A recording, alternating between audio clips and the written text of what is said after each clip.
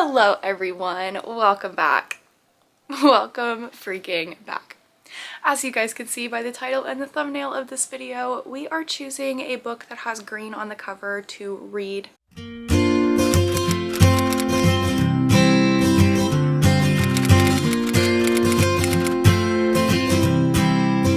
I'm super excited, but it's almost St. Patrick's Day, so that's why I'm only choosing a book that has green on the cover.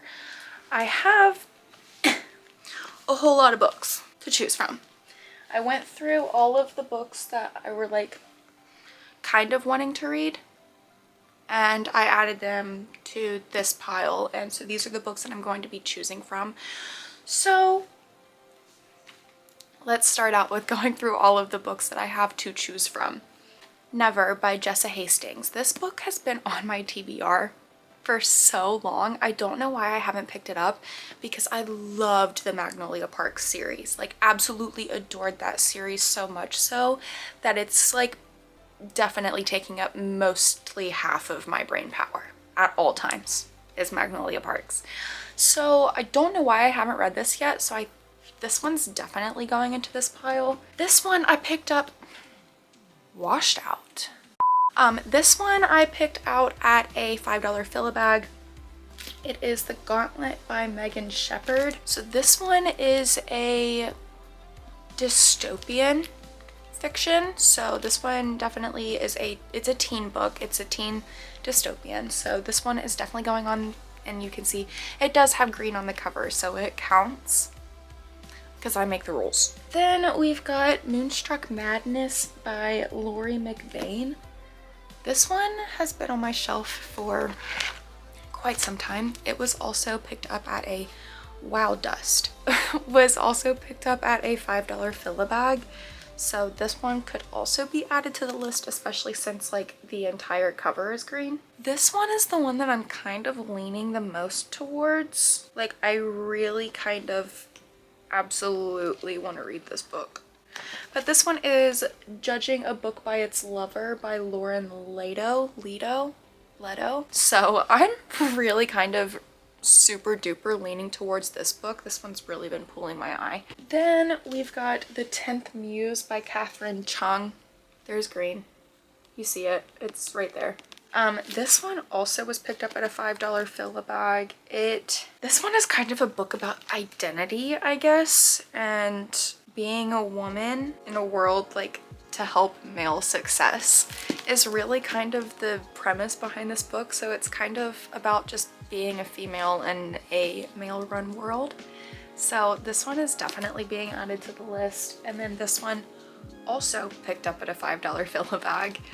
Hello Sunshine by Layla Howland. This one is a it's an acting book. It's fiction, but I look up at the agents I'm auditioning for and await their reaction. Yeah, so it's just like kind of a look into the acting world and kind of what I've understood from it. So I'm really excited to get into this one if it is the one I choose. But as of right now, I think I'm gonna start with Judging a Book by Its Lover. It's pretty short, and yeah, I think it's the one that I want to start with. So I'm going to start with this one. Let's get into it.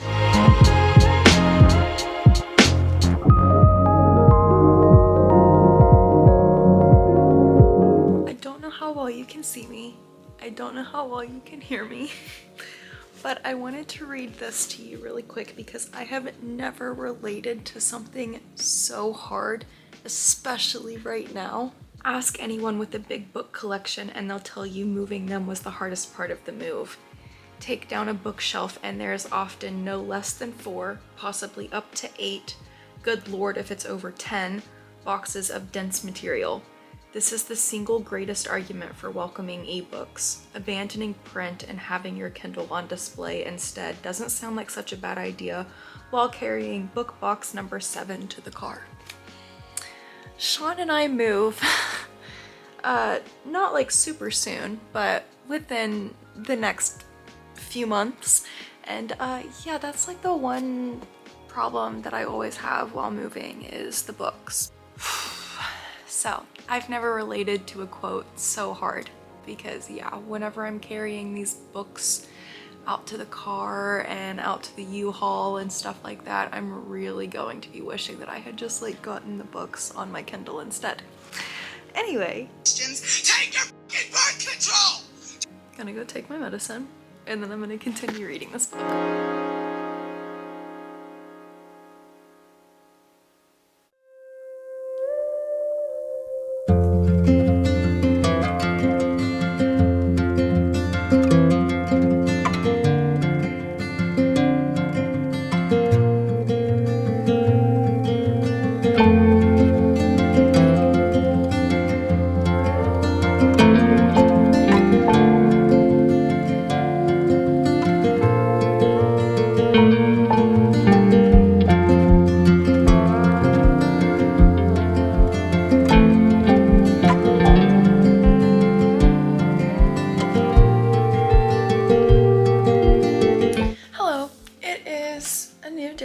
I ended up on page 90 of Judging a Book by Its Lover.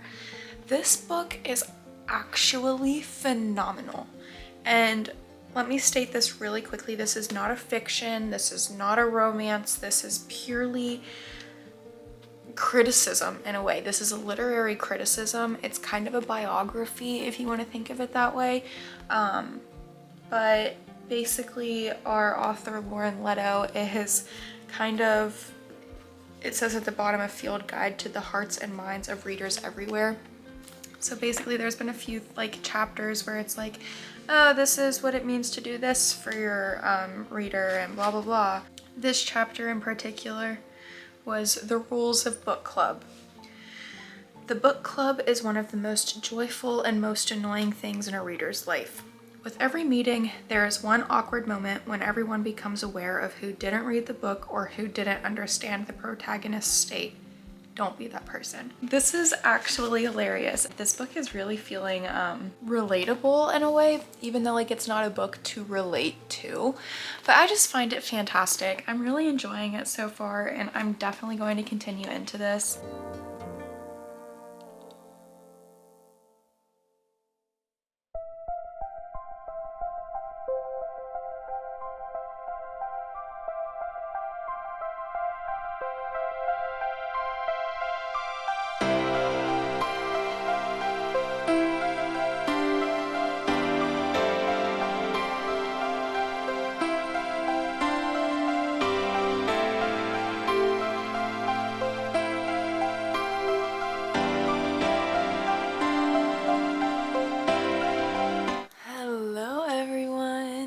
It's Thursday night. I just finished Judging a Book by Its Lover. This was fantastic. I'm gonna save ratings for the end like I usually do. I think the next book that I'm gonna pick up, okay, I'm in between two books right now. I'm in between Never by Jessa Hastings or The Gauntlet by Megan Shepherd. Never's kind of the one that I'm being drawn to though. I really think I'm gonna go with Never. This one is a Peter Pan retelling. So this one follows Daphne, and Daphne is the descendant of Wendy Darling. So she's kind of been waiting on Peter to come and take her to Neverland. But what I've understood is that instead of falling for Peter, she falls for Captain Hook's son. So it's kind of like a dark retelling, and yeah, I think I'm gonna pick this one up. Good morning. It is 8:53. I ended up reading like the first page of this last night before I fell asleep. I think this is gonna be fantastic. I've always been a fan of Peter Pan. Peter Pan is one of my favorite stories. It was one of my favorite stories as a child, and it remains to be one of my favorite Disney stories as an adult. So I'm really excited to get into this one. This one seems like it's gonna be right up my alley. I'm really, really, really a big fan of Jessa Hastings.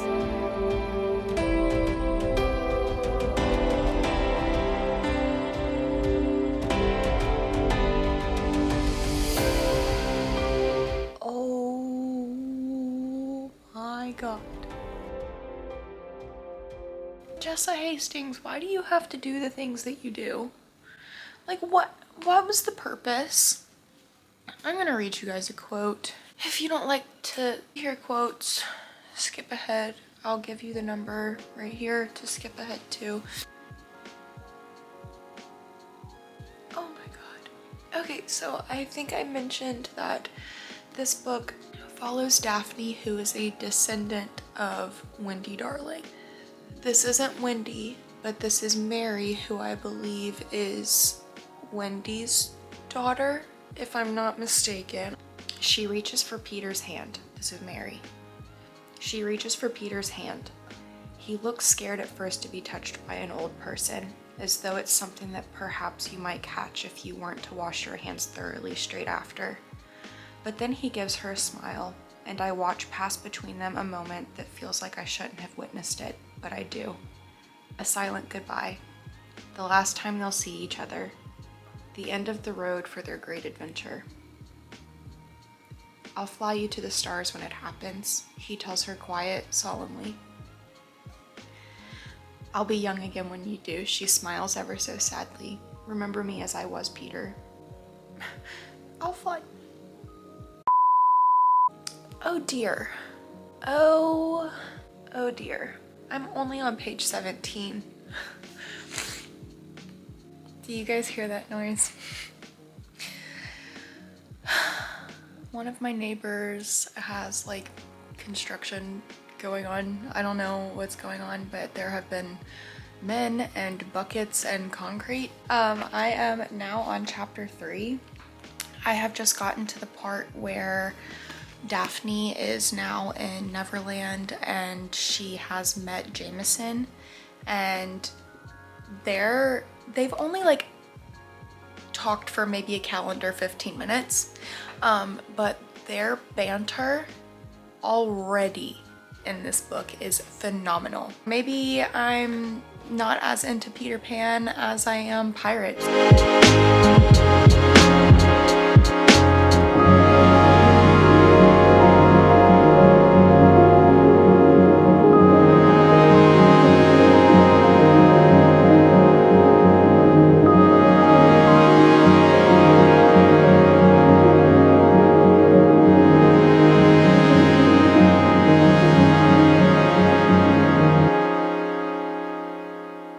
Our wind gusts are now up to 70 miles per hour.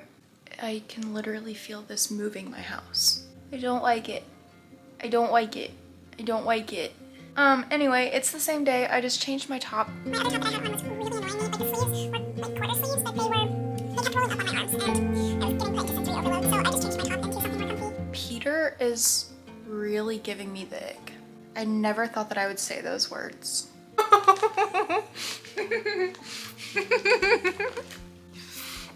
That might have been the funniest thing I've read today. I'm obsessed.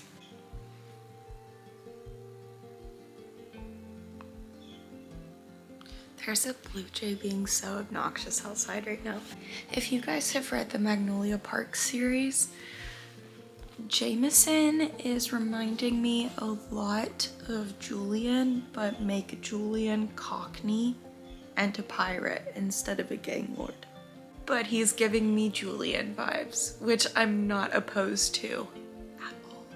That's what I wanted to come here and say, was that if you needed Suede and you like the Magnolia Parks series, geez, it got really windy. Never is gonna be right up your alley.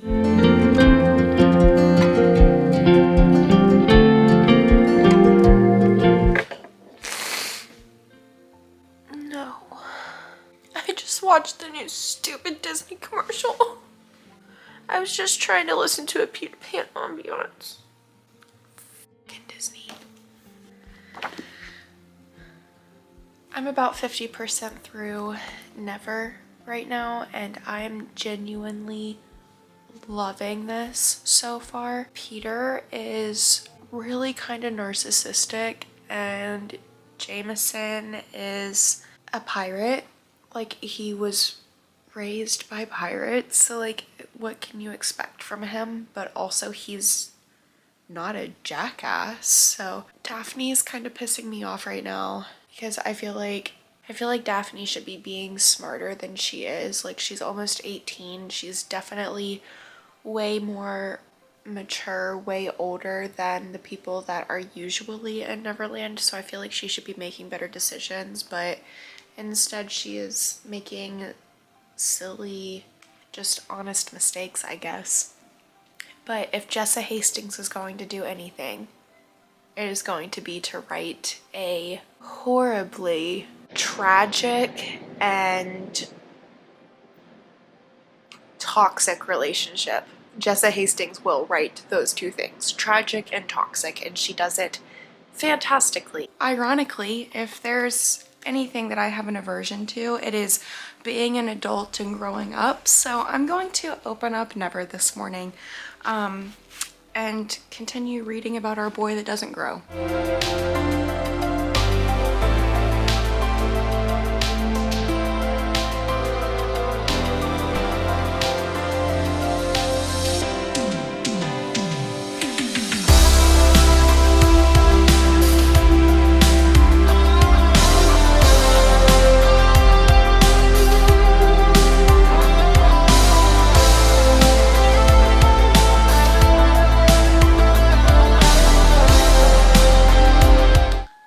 Trying to update Fable,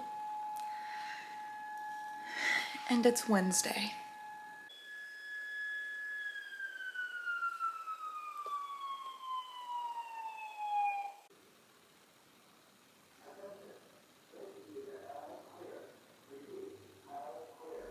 I am now on chapter 13, and I really am loving this book. What I do want to say though is that we never really talked about how like the kiss is like visible to others.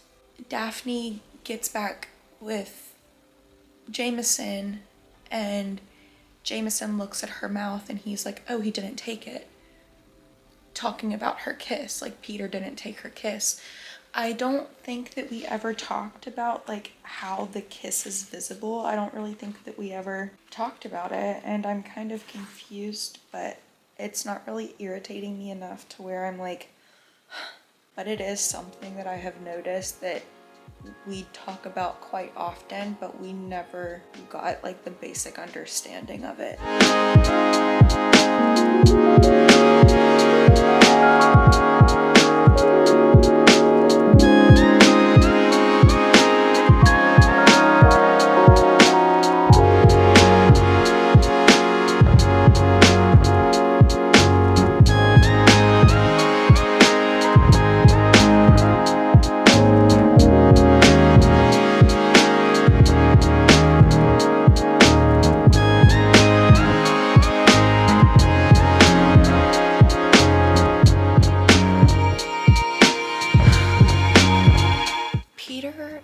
Giving me horrible whiplash, like absolutely horrible whiplash. Like 1 minute he's sending Daphne away because she's a girl and she's 18, and then the next minute he's saving her from her friends, and then it's just all back and forth and back and forth and back and forth, and I'm getting the worst whiplash with him. I think Peter might actually, this version of Peter might actually be the worst male that Jessa Hastings has ever written. I have 102 pages. Yeah, 102 pages left in Never, and the last clip in here was like me talking about how I have whiplash. I'm now outraged. I can't even formulate words right now because I'm so irritated about it. I've said it once. I'll say it many, many, many times because I do not intend to ever stop reading Jessa Hastings. She has such a phenomenal way of writing about love. Let me just read you this quote, okay? Because this will just explain it better than my words ever could. How much he wants me is the sun, and I am the cone. And he's the ice cream melting over and down and around my body. Like, I just at a loss for words always with the way that she is able to write love. I have, oh man, I don't want it to be over. I have 65 pages left, so I'm going to read those and maybe I'll get to another book.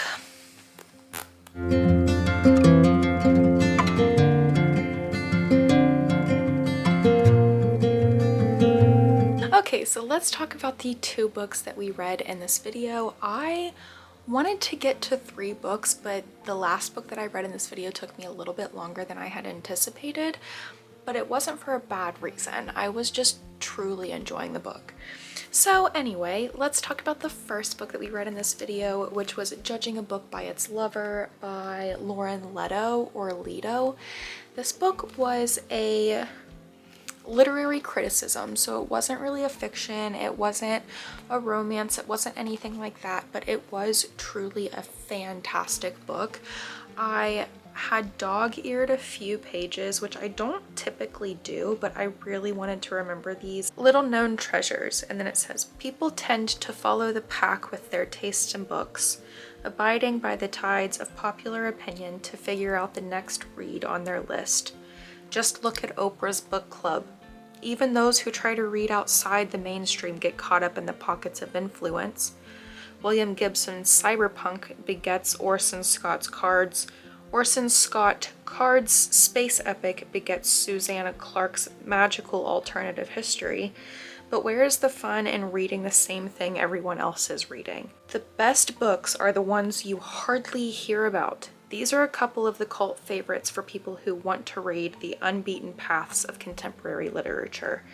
And then it goes to list a few books. Found a lot of this book to be calling me out in a way. I really truly felt called out by a lot of this book, but it was so fantastic. I loved the perspective of who people are from this journalist. You know what I mean? I really truly I can't give this book anything lower than a 5 stars. I don't typically rate books like this because like it's hard to rate someone's writing whenever they are truly just giving us criticism or they're just writing words about their life. It's really hard to rate something like that, but this was so good and so insightful that I feel like it has to be a 5 star. I would highly recommend this book. Then the last book that we read in this video, I really wanted to get to extra, but I just couldn't get to it, was Never by Jessa Hastings. This book was I can't give it a 5 star. I really hated the wrap up of this story. I gave this a 4.75, but now that I've sat on it a little bit more, I think I'm gonna have to knock it down to a 4. I really truly despised the wrap up of this story. I feel like there was a way that this could have wrapped up perfectly, but I'm not sure if, because I know this is supposed to be a trilogy, so I know like there has to be space, like there has to be open-endedness to the book in order for it to continue into something else. But the way that I felt that this wrapped up was actually so, what's the word that I want to use? It was cheap. It was weak. It felt like Jessa Hastings didn't want the book to end up on I guess you could say, end up in a situation that we were all like hoping to be expecting. Why is this camera washing me out again? Stop it. It's not the camera's fault, it's because the sun keeps changing. I just really feel like the ending of this book was a really cheap cop-out because the way that it did end was, I feel like you could end the book here the way that she so cheaply writ off this book.